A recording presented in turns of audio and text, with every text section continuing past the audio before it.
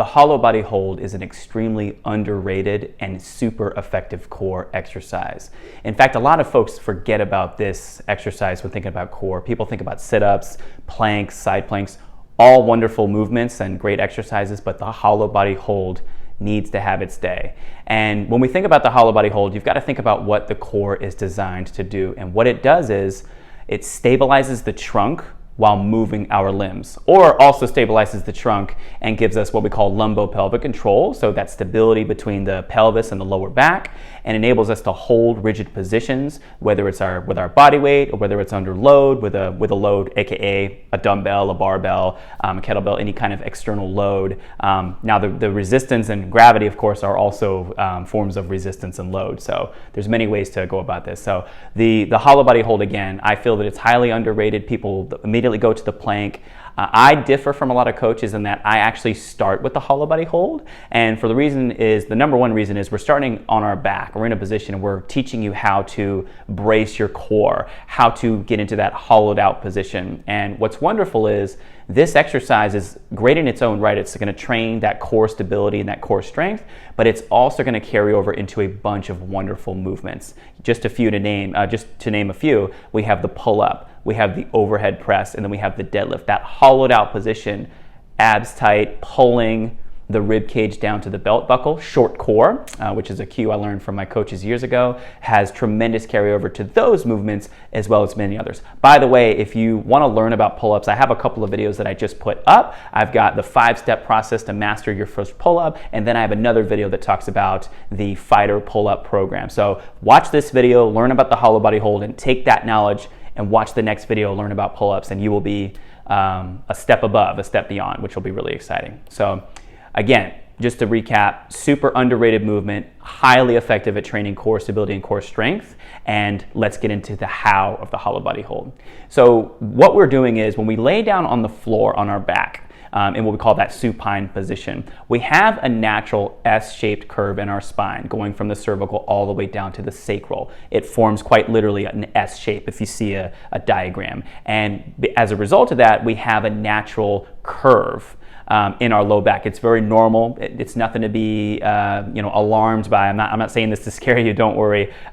Your spine is designed that way for a reason. Now, when we get into the hollow body hold position, bracing the core, we're actually going to press that lower back into the floor. And the way we're going to do that is we're going to really do three main things. I like to do kind of 1 and 2 together, but we'll separate it out to make it make sense for you. You're going to begin by starting on the floor, and you're going to bring your rib cage up towards the ceiling. Not into a full sit-up or kind of a full crunch. I think of it as like a mini crunch position. We're going to bring that rib cage up. And then as you're doing that, we're going to bring your legs up, your knees up. And what's going to happen is you're going to posteriorly tilt that pelvis back, aka kind of like a dog tucking its tail. And bringing the ribs up, we're going to engage the core musculature and press that lower back into the floor. So you're going to be in that flat back position, that flat back against the floor. And we're going to get into in a moment into the test as to if we're getting into that position. And so that's the first thing you want to think about is when you get into this position, you should immediately feel your abs, your obliques, light up and start really engaging. If you start feeling your lower back, we need to address that. Maybe we're not getting in the position we need to get into. Maybe you need some additional cueing and some adjustments. But you should be feeling all of this in your core, in your abs. I will say if your low back is a little tight from something you did prior, maybe you're just a little bit stiff. A little stiffness I think is okay. But if you go up and you feel your lower back really lighting up and really engaging, and you don't feel your core, we need to make some adjustments. So that's where, again, I want you to really focus on rib cage up, rolling the hips back with the knees up, and really pressing that lower back into the floor, really teaching you how to brace your core. When you're breathing during this movement, by the way, or I should say this exercise, you're not doing a whole lot of moving, but when you're breathing during this movement, you want to be thinking about breathing beneath the shield. I spoke about this during the push-up video, and the pull-up video that I did prior, and what we're really thinking about here is we're maintaining that tension in the core. We're not just taking a deep breath in and out, and relaxing, we're maintaining that tension. So we do the biomechanical breath that I learned at my Strong First course several years ago from Mike Perry and Brett Jones and Derek Chrysler, where basically we're bracing the abs and we're going to breathe through the shield. So we're going to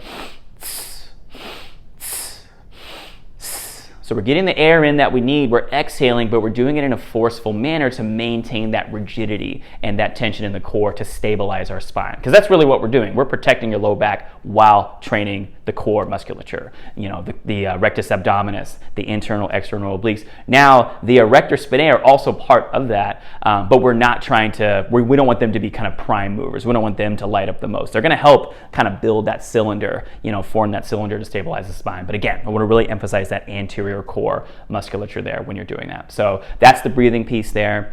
And once you get into that position and you feel like you've gotten at that level 1 position, as I call it, where you're up, the arms are pointed up towards the ceiling. I always say kind of like Frankenstein arms. They're pointed up towards the ceiling, the knees are up, and we can maintain that flat back position. I always shoot for about 30 seconds, maybe up to a minute, but at most a minute. I don't exceed that. I find that unfortunately with fitness, we've gotten to the point where people have focused on, a lot of coaches have focused on how long can we hold a position, how long, someone can do a 3-minute plank. I was certainly guilty of that in my earlier part of my career. I had a client that was doing 3-minute planks. It was awesome. It was honestly really an impressive feat, but I've since learned that there are much more effective ways to train the core strength, the core stability, and get more bang for your buck, focusing less so on the amount of time that we're doing, and more so on the tension generation. And there's wonderful ways to scale this movement, which also makes it wonderful. So you've got that level 1 position, you've got those Frankenstein arms up towards the ceiling, the chest is up, the abs are tight, the low back's pressed against the floor,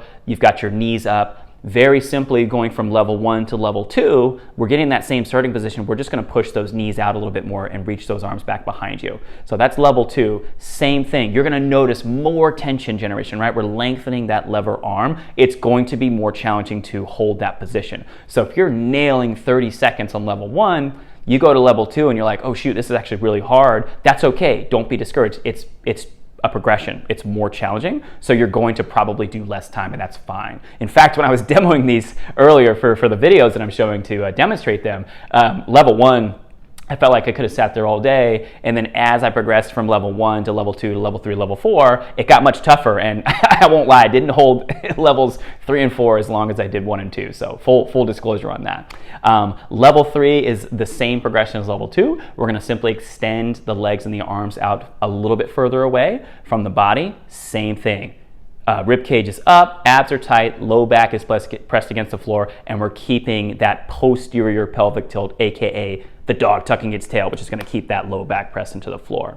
And then you guessed it, level 4 is we take everything all the way out. We're going to fully extend the legs, fully extend the arms, and we're going to reach out further. The further out you stretch from the body, the more tension your core is going to have to generate, more stiffness, proximal stiffness, in order to maintain that flat back position. And that's where you look at that extended position in the full hollow body hold position, flip yourself up into a vertical position, and then you're on the pull-up bar. That's a hollow body hang, the position that you would get in the pull-up bar. We're going to add in that. Now that movement in particular, we add in the lat piece, right? And of course there's grip strength involved. So it's, again, wonderful carryover into that pull-up. And again, highly recommend that you check out that pull-up video after this, and it will really start to all kind of come together for you. So that's the progression there. I really want you to focus on mastering one step at a time. Don't feel like you have to go straight into level 4. If you've been training for a while and you have a good bit of strength and level 1's a little bit too easy, definitely feel free to, jump ahead a little bit, go to level 2, level 3, maybe 4, or kind of a 3.5 kind of situation there. You can always kind of do something in the middle, and but get to where you can get to that level 4 position, that full hollow body hold. You're holding it for about 30 to 60 seconds. You're, I wouldn't say too comfortable, but you can hold it, and it's not too challenging to maintain that position. You're feeling the core, not the low back, the actual core musculature, in particular the anterior, the abs, the internal, external obliques. Then we can get into progressions, which is great. And before I get into that, before I forget, the test for this movement is very simple. You can do it by yourself or with the assistance of a coach or a lifting partner. You very simply take a resistance band, put it under your low/mid back area, and then get into that position. Same deal. You hear the repetition, right? I'm repeating it for a reason. I want you to really learn and master this material. So it also helps me continue to deepen my understanding of the material. So with that, get the band under there. You know the drill. Rib cage is up, Abs are tight, low back is pressed into the floor, those legs are up. We're rotating the hips back, the dog tucking its tail posteriorly, tilting the pelvis. And then you go to try to grab the band and pull it. If you're able to pull the band out from under you very easily, we're not in that position, right? There's space between your back and the floor. My jiu-jitsu instructor would say there's sunlight, there's daylight between there. We want to close it. We want there to be darkness, no light to get there. So if you're pulling it through easily, we got to focus on getting in that position better. It's a great way to test when you're getting into a progression. Maybe you get in that progression, you're like, I'm not quite there yet. It's all good. Go back to the first step, that prior step, and just stay there longer. You're trying to pull that band and it's not going anywhere. It's tight. It's really stuck.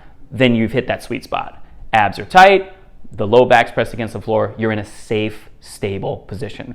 So that's really what I want you to emphasize here. With movements like sit-ups and leg raises and various other movements, Russian twists. I'm not going to say that they don't have a place in a fitness program. I actually just programmed sit-ups for one of my clients, one of my athletes. But I do find that these movements have more carryover into core strength, particularly when we add movement, because then we really get into the full power of our core. You kind of become a Jedi, where the progression you're about to see here is the hollow body pullover. And this is one of my favorite drills. We can really do it with not a whole lot of weight. You're going to get into that hollow body position. You're going to hold some kind of a weight. And in this video, I have books, which is wonderful. And we're just going to take our arms in that kind of Frankenstein position, facing up towards the ceiling. We're going to slowly reach those arms back behind you. And, try to, if you can, touch the floor, as long as we can maintain that position. Shorten up the range of motion as needed. If you reach a certain point and you start to lose the cylinder, the rib cage starts to flare up and back, then we need to shorten up that range of motion so that we can maintain that rigid position. So it's a great movement. Just to recap, like I said earlier, super underrated movement, super effective.